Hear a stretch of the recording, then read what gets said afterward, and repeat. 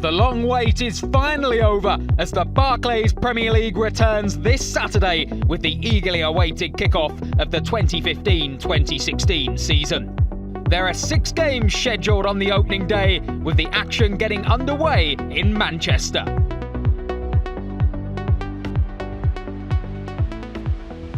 That's where Louis van Gaal's United side will begin their pursuit of the title against Tottenham at Old Trafford. It's been a busy summer for the Dutch boss as he looks to build a team capable of taking the championship. Over £50 million have been spent on the likes of Morgan Schneidling, Memphis Depay, Matteo Darmian and Bastian Schweinsteiger. And despite Angel Di Maria being offloaded to PSG, United look well placed to challenge. Van Gaal also knows a good start is imperative. Last term, the Red Devils failed to win any of their opening 3 games, but they did take 4 points off of Tottenham, including a 3-0 victory at Old Trafford in March.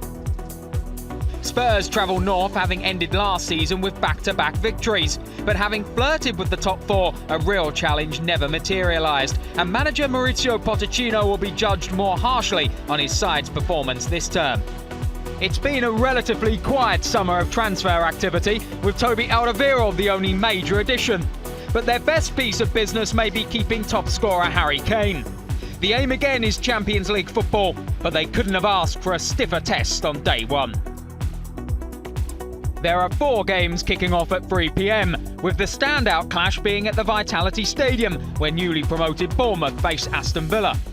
This will be the Cherries' first ever game in the top flight of English football after Eddie Howe guided the club from the 4th tier to the Premier League in just 6 years. They'll be confident of marking it in style too, taking on a Villa side who have lost their 2 key players this summer, with captain Fabian Delph departing for Manchester City and top scorer Christian Benteke sold to Liverpool.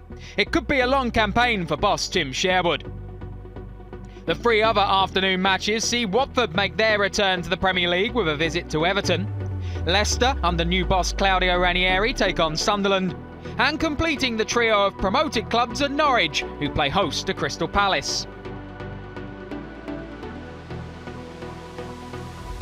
Saturday concludes in the capital as champions Chelsea begin the defence of their title against Swansea at Stamford Bridge.